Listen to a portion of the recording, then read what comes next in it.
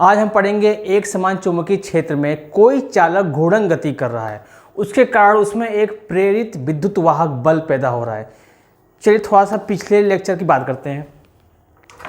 Last topic में हमारा एक चालक स्ट्रेट था, एक समान चुंबकीय क्षेत्र में वो इस तरह चल रहा था, ठीक इस तरह चल रहा था। उसके कारण इसके अंदर एक प्रेरित विद्युत वाहक बल पैदा हुआ, जिसका फॉर्मूला था induced EMF is equal to प्रेरित विद्युत वाहक बल, ये वोल्टेज है। फॉर्मूला आया था बी वी एल। बी क्या था? चुंबकीय क्षेत्र। वी क्या था? इस चालक छड़ की गति वेलोसिटी। और एल क्या था? इसकी लंबाई। पर आज हम बात करेंगे थोड़ा अलग टाइप का। ये चालक ऐसा ही है, वो ऐसे मूवमेंट कर रहा है, ठीक कैसा?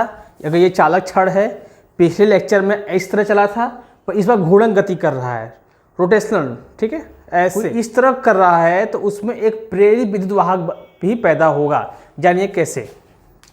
चलिए पता करते हैं। एक चालक लेते हैं,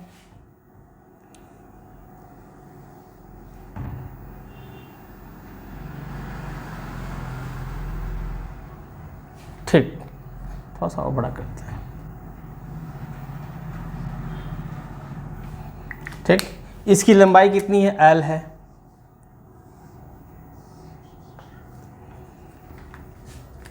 अब ये घूर्णन गति कर रहा है, लेकिन इसमें एक समान चुंबकीय क्षेत्र है, मैग्नेटिक फील्ड, उसमें यह रखा हुआ है।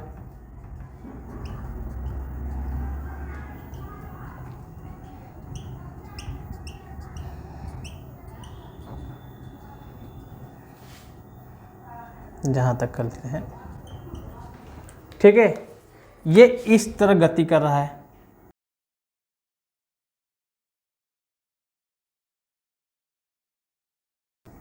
इस तरह फॉर्म में मैग्नेटिक फील्ड आगे बनाते हैं ताकि लगे कि हाँ मैग्नेटिक फील्ड में ही मोशन चल रहा है, ठीक है।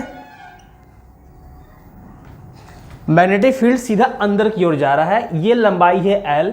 अब ये बंदा इस तरह यानी ऐसे गति कर रहा है, तो बोल रहा है इसके अंदर भी एक इंड्यूस्ड ईएमएफ प्रेरित विद्युत वाहक बल पैदा होगा। कैसे? पिछले लेक्चर में तो हमारा स्ट्रेट था, इस तरह चला वेलोसिटी से मैग्नेटिक फील्ड में, तो इंड्यूस्ड ईएमएफ पैदा हो गया। पर यहाँ तो ये गोल गोल घूम रहा है, यहाँ कैसे फाइंड किया जाए? अब यहाँ तो ये गोल गोल घूम रहा है, यहाँ पर कैसे पता किया जाए? तो हम लोग करेंगे, थोड़ा सा यहाँ प्रॉब्लम हो गया, तो हम लोग करेंगे कि इसको अगर स्ट्रेट चलने लगे तो मेरा काम आसान हो जाएगा, पर ये स्ट्रेट चल नहीं रहा है। अब क्या किया जाए? तो हम एक छोटा सा पार्ट क्रॉप कर लेते हैं, छोटा सा पार्ट, अगर वो भी बहुत छोटा। अगर बहुत छोटा किसी को दिखाना है तो उसके आगे स्मॉल डी लग जाता है। क्या लगता है? स्मॉल। तो ये लंबाई हो जाएगी, मान लेते हैं स्मॉल डी एक्स, और इससे जो दूरी है वो है एक्स,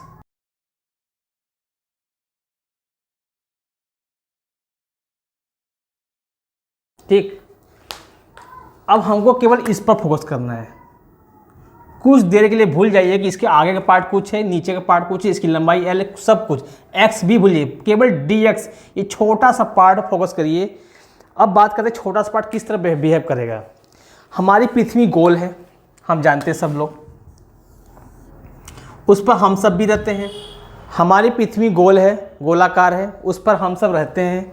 लेकिन कहीं पर भी हमको ऐसा लगा कि पृथ्वी गोलाकार है, हम सभी मनुष्यों को लगा, जो जीव, जितने भी जीव यहाँ रहते हैं, कि हमारी पृथ्वी फ्लैट है, समतल है। हमको ऐसा देखने से लगता है, पर एक्चुअल में क्या होता है? रियलिटी में हमारी पृथ्वी गोल है, पर हमें फ्लैट, समतल क्यों लगा? क्योंकि हम लोग पृथ्वी के ऊपर बहुत छोटे हैं। यानी कोई छोटी चीज़ भी है, अगर वो चल रही होती है तो उसे सीधा लगता है, प्रतीत होता है। उसी तरह ये dx भले ही गोलाकार घूम रहा हो, लेकिन इसको ऐसा लगेगा कि हम स्ट्रेट चल रहे हैं, कुछ दूरी के लिए मान लेते हैं। तो जब ये ऐसे चलेगा, जब ये ऐसे घूमेगा, तो हम मान लेते हैं कि ये सीधा चल रहा है, और जैसे ही ये सीधा चलेगा हम तुरंत यहाँ आ जाएंगे। कि कोई चालक अगर स्ट्रेट ऐसे चाहे ऐसे मोशन करता है मैग्नेटिक फील्ड में, एक समान मैग्नेटिक चुंबकीय क्षेत्र में, तो वहाँ फार्मूला बनता है प्रेरित विद्युत वाहक बल पैदा होता है। फार्मूला होता है बी, यानी ये मैग्नेटिक फील्ड जो ब्लू से दिखाए हैं ऐसे, ये बी, वेलोसिटी क्या स्पीड है, और एल इसकी लंबाई क्या है। ठीक है, तो इस सीन में इसको मिटा देते हैं। तो dx लंबाई के चालक के कारण प्रेरित विद्युत वाहक बल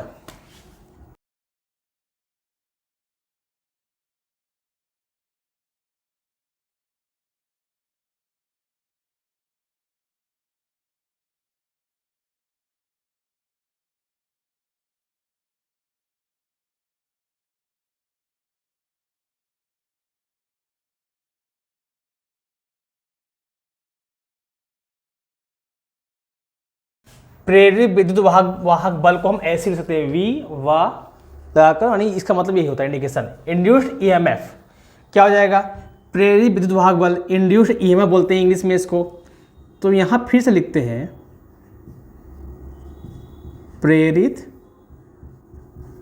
विद्युत वाहक बल। अब इसको दिखा देते हैं, मान लीजिए ई से। फार्मूला क्या था, वी बी क्या, एक समान मैग्नेटिक फील्ड, एक समान चुंबकीय क्षेत्र बी, ठीक है बी लिख दिए हम लोग। फिर वेलोसिटी, अगर ये लीनियर फॉर्म में है तो इसकी इस साइड की स्पीड v होगी। इंस्टेंट पॉइंट की बात करेंगे तो v ही है, भले ही ये गोलाकार चल रहा हो लेकिन स्मॉल पॉइंट ले लिए तो ऐसा लगेगा कि ये सीधा जा रहा है। ठीक है ना, तो हम क्या कहेंगे, हम लोग v ले लेते हैं। और लंबाई चालक की हमने कहा इसको ऊपर का पोर्शन भूल जाइए, नीचे का पोर्शन भूल जाइए, केवल इसको देखिए कि छोटा सा ये चालक है, चल रहा है इस तरह, तो उसका लंबाई लेंगे, क्या लेंगे, बी वी डी एक्स। अब एक बात करते हैं, फार्मूला पिछली बार आया था बी वी एल, लंबाई जब पूरा लिए थे तो ईएमएफ पैदा हो गया। बहुत छोटा सा पार्ट है तो वोल्टेज भी तो बहुत स्मॉल पैदा हुआ होगा, क्योंकि लंबाई भी डिपेंड करता है, विद्युत वाहक बल लंबाई पर भी डिपेंड है, जितना अधिक लंबा उतना अधिक वोल्टेज। तो यानी कि हमने बहुत छोटा पार्ट लिया है तो ई की जगह क्या हो जाएगा, डी ई इक्वेशन हो जाएगा। अब बात करते हैं पूरे चालक का, जब स्मॉल पॉइंट का हम निकाल लिए तो पूरे चालक छड़ का निकालना अब बहुत आसान है। तो जब पूरे की बात करते हैं, पूरे फिजिक्स में किसी पोर्शन में, चाहे 11th हो चाहे 12th की मैकेनिक्स हो, कुछ भी हो, या इलेक्ट्रोस्टैटिक, जब छोटा सा पार्ट निकल जाता है, अब बड़े की बात करते हैं तो वहाँ केवल आता है समाकलन, वहाँ केवल आता है समाकलन, इंटीग्रेशन। यानी कि हम क्या करेंगे, पूरे लंबाई के लिए इंटीग्रेशन करेंगे। अब पूरे चालक छड़ के कारण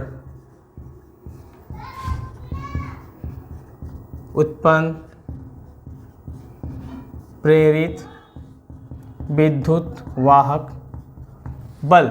ठीक है, तो क्या हो जाएगा, E is equal to integration of d E, इसकी वैल्यू यहाँ पुट करेंगे, integration of B v d x. ठीक है, एक बात जान लेते हैं, अगर कोई गोलाकार चीज है, ठीक, कोई पार्टिकल यहाँ है, चाहे पूरी लंबाई है, इस तरफ चल रहा है, इसकी त्रिज्या है मान लीजिए स्मॉल आर, तो कोई रोटेशनल फॉर्म में चलता है तो वहाँ पर एक होता है कोणीय वेग, जिसे ओमेगा से दिखाते हैं हम लोग। ठीक है ना, और जो इस पार्ट की स्पीड होती है उसके हम वी से दिखाते हैं, लीनियर वेलोसिटी बोलते हैं, रेखीय गति। और जो एंगुलर फॉर्म में होता है, जो एंगल कवर कर रहा है, वो भी एक वेलोसिटी फॉर्म में होता है, उसे हम कोणीय वेग कहते हैं। और इनके बीच जो रिलेशन होता है v बराबर ओमेगा आर। ठीक है ना, क्या होता है, v बराबर ओमेगा आर। आर क्या है, सेंटर से लेकर के टॉप की लंबाई, दूरी, इसे त्रिज्या भी कह सकते हैं, यानी v बराबर ओमेगा आर। तो यहाँ बताइए, ये भी बंदा इस तरह चल रहा है, ये छोटा स्मॉल डी एक्स, सेंटर से कितना दूर है, वो x दूरी पर, यानी त्रिज्या कितना हो गया, यानी ये हुआ कि एक कोई पार्टिकल यहाँ बैठा है या गोल गोल गति कर रहा है, तो लीनियर वेलोसिटी के साथ साथ एंगुलर वेलोसिटी भी है, रेखीय गति के साथ साथ कोणीय वेग भी है। इन दोनों में रिलेशन क्या है, ये फार्मूला। तो यहाँ से लेकर के यहाँ तक, यहाँ बैठा है, इस फॉर्म में चल रहा है वो, तो यहाँ से यहाँ दूरी कितनी, x, मतलब त्रिज्या कितना हो गया, x हो गया। यहाँ की स्पीड कितनी है, v, तो v बराबर फार्मूला क्या बनेगा, अगर ये एंगुलर का ओमेगा इसको दिखा दें कि ओमेगा से घूम रहा है अगर, तो फॉर्मूला क्या बनेगा, since v is equal to omega x, simple सी बात है, इसकी वैल्यू यहाँ पुट करेंगे, क्या बनेगा, integration of b omega x d x. अगर इसकी एक समान स्पीड है तो एंगुलर भी उसका फिक्स है, यानी मैग्नेटिक फील्ड कांस्टेंट, ये भी कांस्टेंट। अब ये बंदे बाहर आएंगे, एक्स कांस्टेंट नहीं सर, आपको सर ये तो यहाँ बैठा है फिक्स दूरी पर, सेंटर दूरी भी फिक्स है, ये भी तो कांस्टेंट हुआ, पर हम पूरे छड़ की बात कर रहे हैं तो एक्स की लंबाई बढ़ और घट सकती है, तो वेरिएबल में आ जाता है, इसीलिए इसको हम बाहर निकालेंगे, जो जो कांस्टेंट है। क्या आ जाएगा, बी ओमेगा क्या हो जाएगा, एक्स डी एक्स। चलिए इतना ठीक है। अब ये भाई साहब कह रहे हैं एक्स डी एक्स की मेरी लिमिट रखिए। अब एक्स कह रहा है कि मैं कहाँ शुरू हुआ हूँ कहाँ पर ख़त्म हो रहा हूँ, पूछ रहा है। इंटीग्रेशन के अंदर डी एक्स पूछता है, डी एक्स एक्स से कि तुम कहाँ शुरू हुए हो कहाँ पर ख़त्म हुए हो। तो लिमिट तो ये कहता है, एक्स बताएगा कि हमने जीरो से शुरू किया और एल पर ख़त्म हुए हैं, तो लिमिट क्या हो जाएगा, जीरो से स्मॉल एल, जीरो से स्मॉल एल, जीरो से स्मॉल एल। ठीक, इसका इंडिकेट करते हैं। अगर फॉर्मूला आप लोग को याद हो, हम पिछली बार बहुत सारा बता चुके हैं वीडियो में, तो क्या हो जाएगा, B omega x square by two, zero to L. ठीक है, इसको बात करते हैं यहाँ पर। अब ये अगर याद नहीं है तो फिर से मैं फार्मूला कहीं लिख देता हूँ। क्या होता है, x power n d s का फार्मूला होता है x power n plus one upon में एन प्लस वन। जितना भी पावर है उसमें जुड़ जाएगा और जो पावर है वो अपान में भी चला जाएगा। तो यहाँ कितना पावर है, यहाँ पर इसके पावर कुछ नहीं तो एक पावर है, यानी जो बाहर बनेगा तो वन प्लस वन टू और नीचे भी टू, टू और टू स्क्वायर अपान टू। ठीक है, इसको मिटा देता हूँ।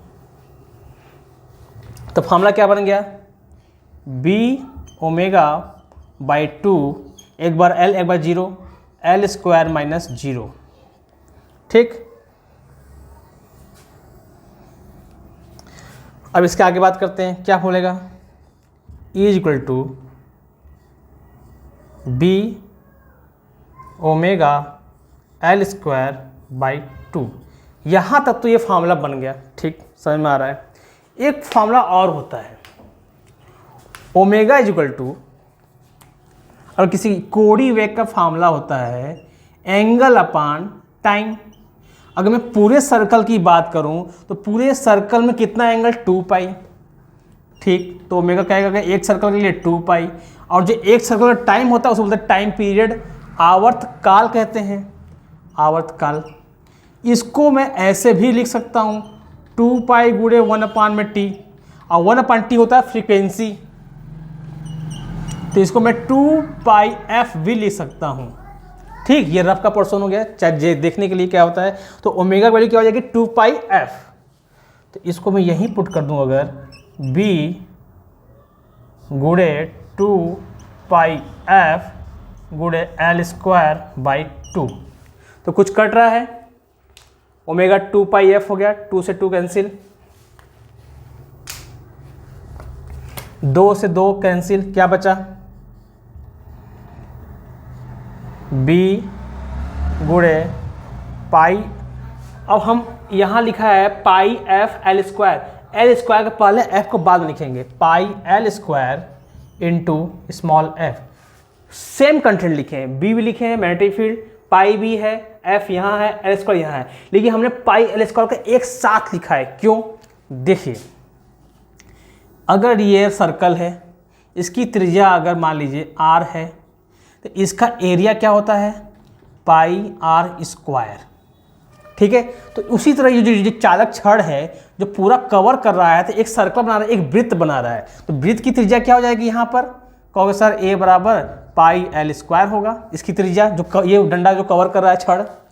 तो यहाँ पर पाई एल स्क्वायर लिखा है क्या, यानी यहाँ क्या हो जाएगा, E is equal to pi a f. ठीक, यानी कोई घूर्णन गति कर रहा है अगर, तो उसमें जो विद्युत वाहक बल पैदा होगा, उत्पन्न होगा, तो उसका फॉर्मूला होगा BAF। बी क्या है? चुंबकीय क्षेत्र। ए क्या है? जो उसने एरिया कवर कर रहा है। एफ क्या? फ्रीक्वेंसी, एक सेकंड में कितना तेज एक सेकंड में कितना चक्कर काट रहा है, वो होता है फ्रीक्वेंसी। इसको लिख देते हैं फिर से। ये है आपका प्रेरित विद्युत वाहक बल, ये है एक समान चुंबकीय क्षेत्र। चुंबकीय क्षेत्र ये क्या है? क्षेत्रफल जो कवर कर रहा है। ये क्या है? फ्रीक्वेंसी, मतलब हिंदी में आवृत्ति बोलते हैं। इस तरह यहाँ पर एक और इम्पोर्टेंट टॉपिक बोर्ड की नज़र से समाप्त हो गया। यूपी बोर्ड हो चाहे कोई एनी बोर्ड, CBSE बोर्ड भी, ये डेरिवेशन बहुत इंपॉर्टेंट होता है। ठीक है, इस तरह ये टॉपिक भी अच्छे से हम लोग कवर कर लिए।